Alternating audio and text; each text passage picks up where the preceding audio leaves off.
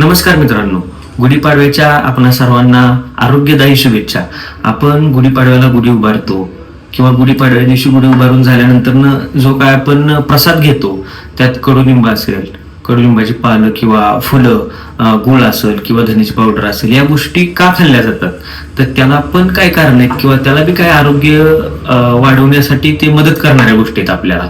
तर कडुलिंबच का घ्यावा? तर कडुलिंब हा आता वातावरणामध्ये उष्ण तीक्ष्ण पित्ताचा उष्ण तीक्ष्ण गुण वाढलेला असतो. तो पित्ताचा उष्ण तीक्ष्ण गुण कमी करणारा आहे आणि कफाचा जो चिकटा वाढलेला आहे तो कफाचा चिकटा कमी करणार आहे.